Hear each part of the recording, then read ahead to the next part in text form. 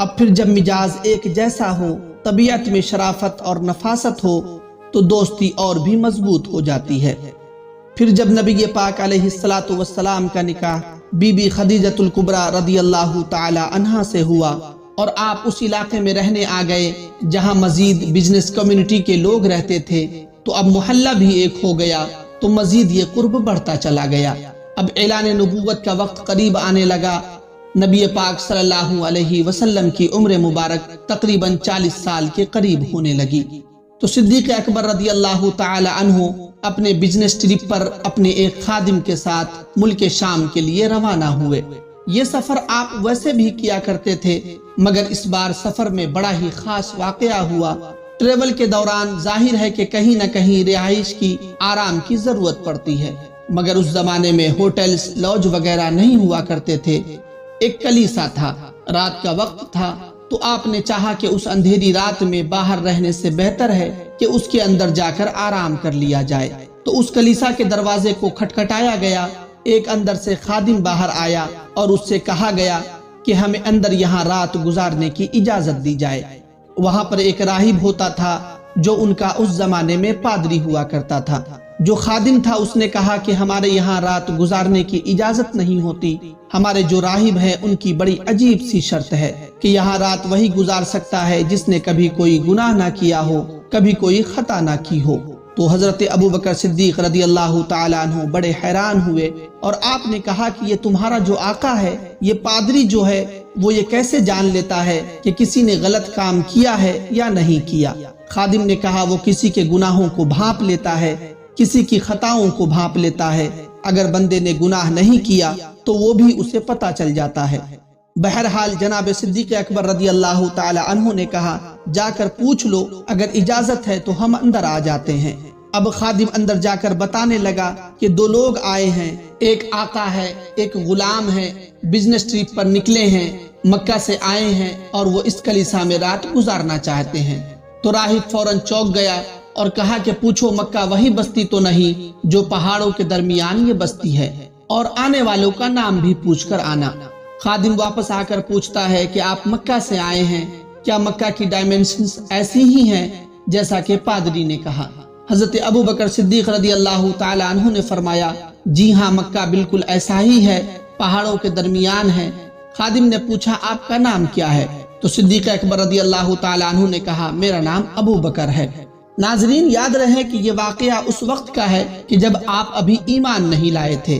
اس خادم نے جا کر جب اس گرجا گھر کے چیف کو بتایا کہ باہر جو لوگ آئے ہیں ان میں ایک کا نام ابوبکر ہے، وہ راہب چونک گیا اور فوراً کہا کہ ان کو لے کر آؤ، لیکن ایک کام کرو کہ آنے سے پہلے ان کے والد کا نام بھی پوچھ کر آؤ۔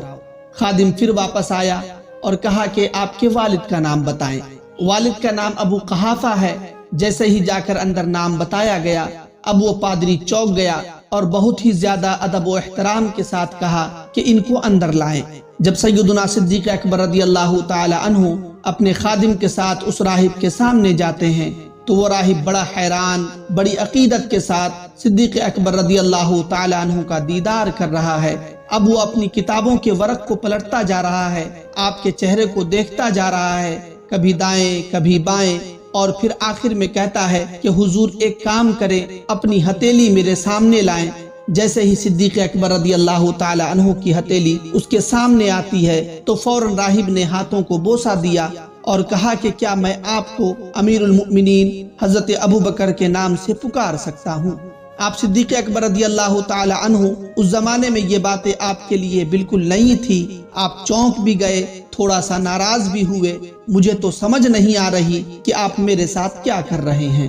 کبھی آپ میرا نام پوچھتے ہیں، کبھی میرے والد کا نام پوچھتے ہیں، کبھی اپنی کتابوں کو دیکھ کر میرے چہرے کو دیکھتے ہیں، اور اب آپ ایسے نام سے مجھے پکارنے کی کوشش کر رہے ہیں کہ جس نام سے کبھی میرے والد نے بھی مجھے نہیں پکارا۔ اللہ اکبر۔ وہ راہب کہتا ہے کہ آپ نہیں جانتے آپ کو کتنی بڑی سعادت ملنے والی ہے جو کتابوں کا علم مجھے بتاتا ہے کہ آپ ہی وہ ہستی ہیں کہ ان قریب جب آخری نبی محمد صلی اللہ علیہ وسلم مبعوث ہوں گے، آپ ان کے وزیر ہوں گے اور ان کے دنیا سے پردہ فرمانے کے بعد آپ ان کے جانشین بھی بنیں گے۔ یاد رہے کہ جب آپ پر یہ اللہ تبارک و تعالی کے فضل کا سورج طلوع ہو تو مجھے دعاؤں میں ضرور یاد رکھیے گا۔ حضرت ابو بکر صدیق بڑے حیران تھے کہ یہ کیسی باتیں ہو رہی ہیں۔ بہرحال رات آپ نے وہاں گزاری اور صبح جب آپ جانے لگے تو ذہن میں یہی خیالات گردش کر رہے تھے کہ یہ کتنی عجیب بات اس راہب نے کہی ہے۔ اپنے سفر کے بعد جب آپ مکہ المکرمہ پہنچے تو ابو جہل جو تھا اس سے ملاقات ہوئی۔ ابو جہل نے کہا، اے ابو بکر، تم جانتے ہو کہ تم جس کے دوست ہو جن کا نام محمد ہے کچھ دنوں سے بڑی عجیب عجیب باتیں کر رہے ہیں۔ وہ اللہ کی بات کرتے ہیں، وہ فرماتے ہیں کہ میں ایک ایسا دین لے کر آیا ہوں، اللہ کا پیغام لے کر آیا ہوں، اور بتوں کے خلاف بات کرتے ہیں، مجھے ان کی کچھ باتیں سمجھ نہیں آ رہی۔ اب صدیق اکبر رضی اللہ تعالیٰ عنہ سوچنے لگے، کچھ راہب نے بھی کہا تھا، ایک نئی خبر بھی مل گئی ہے۔ پیارے آقا صلی اللہ تعالیٰ علیہ وسلم کو تلاش کرتے ہوئے ابو طالب کے گھر پہ جاتے ہیں۔ نبی پاک علیہ السلام ایک جگہ ملتے ہیں۔ میرے آقا صلی اللہ تعالیٰ علیہ وسلم کے چہرے پر مسکراہٹ ہے اور شاندار انداز سے سیدنا ابو بکر صدیق رضی اللہ تعالیٰ عنہ کا استقبال کرتے ہوئے فرماتے ہیں، اے ابو بکر، تمہیں اللہ کا آخری نبی اللہ کی طرف بلا رہا ہے، اسلام کی دعوت پیش کرتا ہے۔ اے ابو بکر، تم سبقت لے جانے میں پیچھے نہ رہنا۔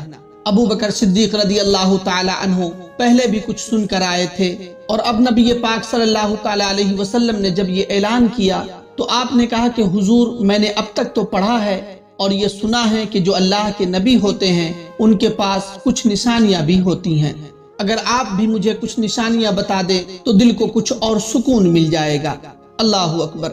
میرے آقا علیہ السلام نے مسکرا کر فرمایا، اے ابو بکر، کیا راہب کی باتیں بھول گئے؟ کلیسا کے اندر جو تمہیں اس نے پڑھ کر سنایا تھا، کیا یہ نشانی کافی نہیں ہے؟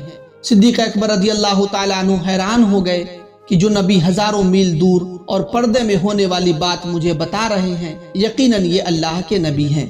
آپ نے فوراً کلمہ طیبہ لا الہ الا اللہ محمد رسول اللہ پڑھا اور آپ مسلمان ہو گئے، اور سبحان اللہ، سب سے پہلے ایمان لانے والے مردوں میں آپ شامل ہو گئے۔ نور سحر کے پیارے ویورز، یہ کیسی دوستی تھی، یہ کیسی محبت تھی کہ اسلام لانے میں بھی آپ نے کسی پس و پیش سے کام نہ لیا، فوراً لبیک کہا، اور پھر اللہ رب العزت نے اس دوستی کو ایسا دوام بخشا کہ آپ صدیق اکبر رضی اللہ تعالی عنہ یار غار بھی بنے، اور سبحان اللہ آج بھی یار مزار ہیں۔ اللہ کریم تربت صدیق اکبر رضی اللہ تعالی عنہ پر کروڑوں رحمتوں کی بارش نازل فرمائے، اور ہمیں بھی ان کے صدقے نبی پاک علیہ السلام کی سچی محبت نصیب فرمائے۔ آمین بجاہ النبی الامین صلی اللہ علیہ وسلم۔